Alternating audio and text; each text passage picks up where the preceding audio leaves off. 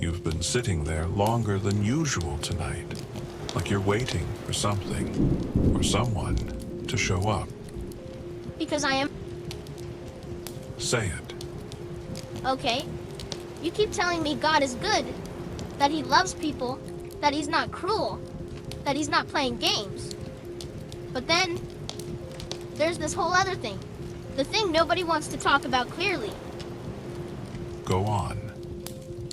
Who is Satan, and why does God allow him to exist? Because, look around. People aren't just a little messed up. Sometimes it feels like the world is infected, like something is behind it. I've seen people do things that don't even feel human, like they turned off their soul, like they enjoy pain.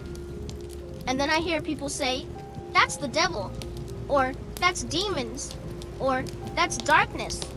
But I don't know what to believe. Is Satan real, or is he just a symbol people use to explain evil? Because if he's real, then that makes everything scarier.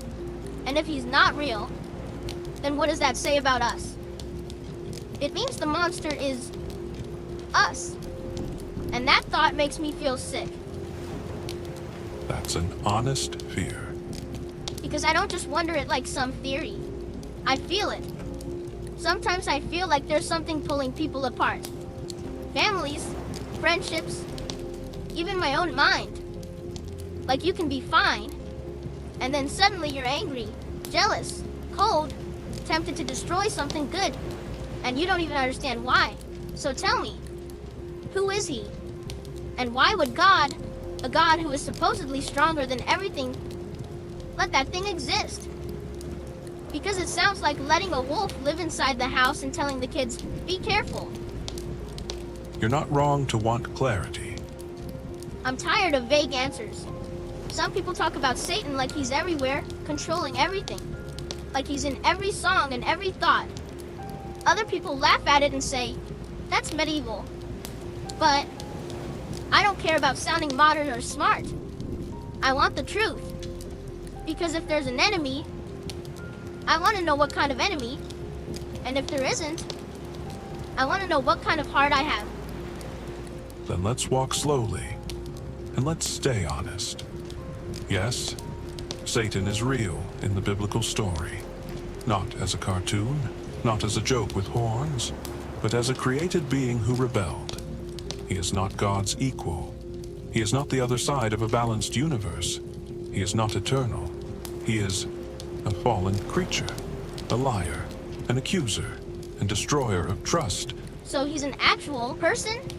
A real spiritual being, but not human, and not all-powerful. He can't create life. He can't heal. He can't rewrite eternity. He can only twist, corrupt, whisper, bend things. He takes what God made for beauty and tries to turn it into chains. But why? Why would anyone do that? Because pride can turn a being into a prison.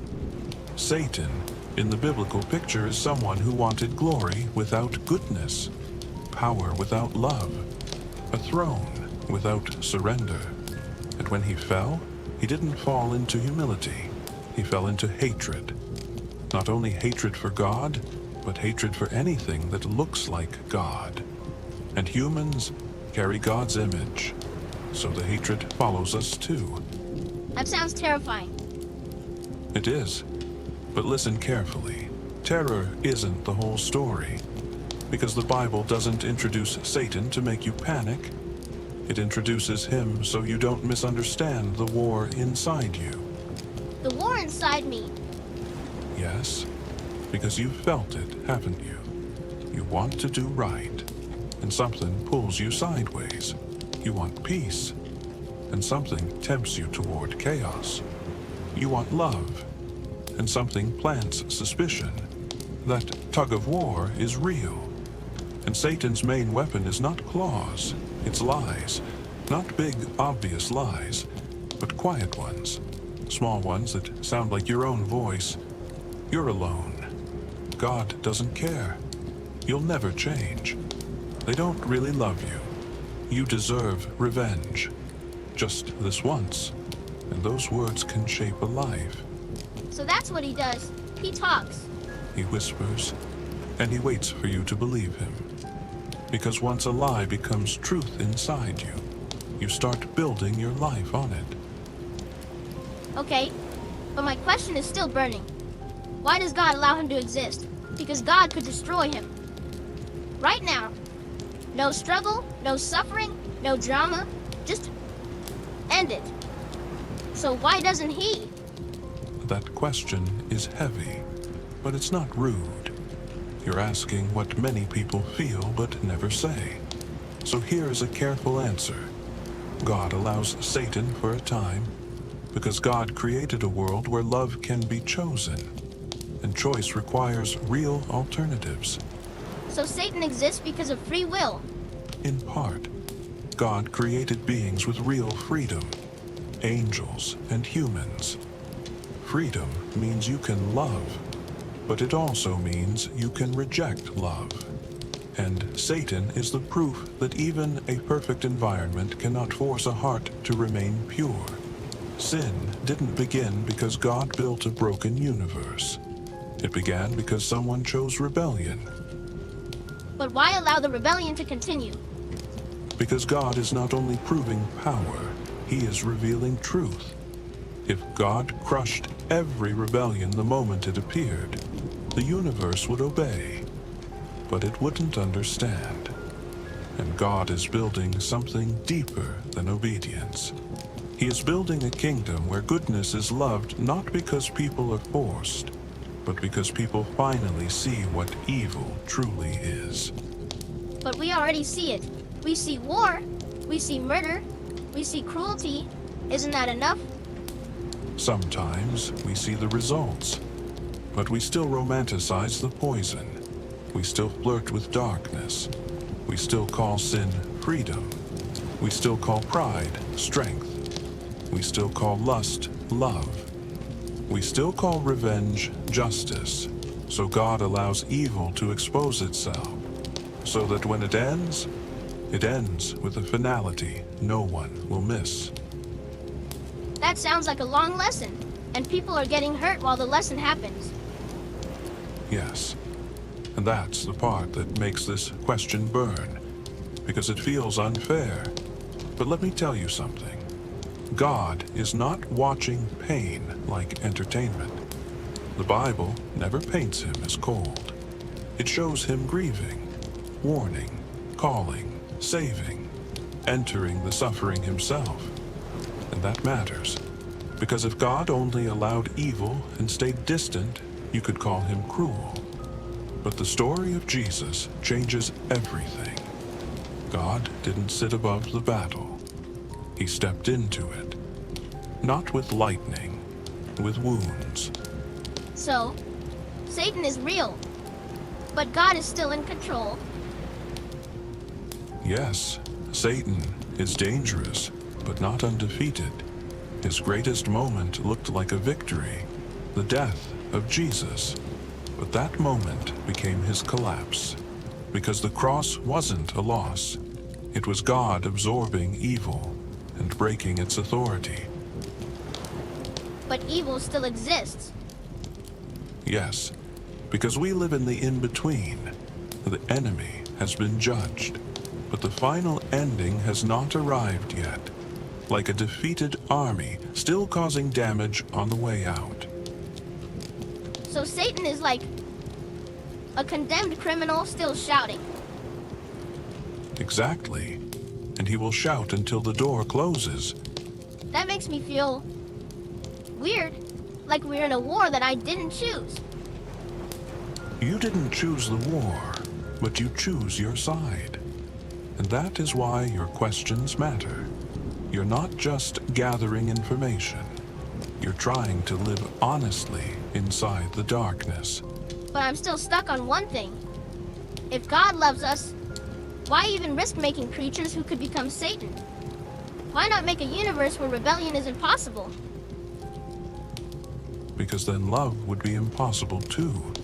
A world with no possibility of rebellion is a world with no real choice. And without choice, you don't get love, you get programming. God didn't want a universe of puppets. He wanted sons and daughters. And yes, that came with a cost he himself paid. So God didn't just allow danger, he walked into it. Yes. And here's another layer. God allows Satan temporarily, so that humans can be revealed too. Because darkness doesn't only show what Satan is, it shows what we are. Some people become cruel. Some become humble. Some become broken and repent. Some become proud and hard. The same fire can melt wax or harden clay. This life reveals hearts. That feels scary. Because what if I'm not good inside? What if I'm closer to the darkness than I want to admit? That fear you just spoke is one of the best signs you are not lost. Because Satan never worries about being evil. Only a living conscience asks, what if I become what I hate? That question means your heart is still fighting. But can Satan control people? He can influence. He can tempt. He can deceive. He can amplify what's already inside a broken heart. But he cannot own a soul that belongs to God. He can't break the grip of grace. And he cannot stand in the way of someone who truly seeks truth. Light always wins when it's welcome. So what do I do with this? If Satan is real, what am I supposed to do? Be scared? No. Be awake. Not obsessed. Not paranoid. Just awake. You resist him by holding on to truth. You resist him by staying near God's voice. And God's voice is not always dramatic, but it is always steady. It sounds like humility. It sounds like repentance. It sounds like love that refuses to become cold. But what if I still feel darkness inside me? Then you do what humans have always needed to do. Bring it into the light. Sin grows in secrecy. Healing grows in honesty. And God does not despise the one who comes trembling. He welcomes the one who comes real. So Satan exists, but he's not the main character. No, God is. And Satan's story ends. But God's story continues. Okay, I think I understand better now. Satan isn't a fair opponent. He's not equal to God.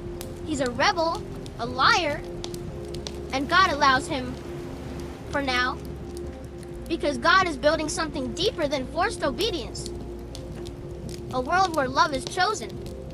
A world where evil is exposed and finally ended forever.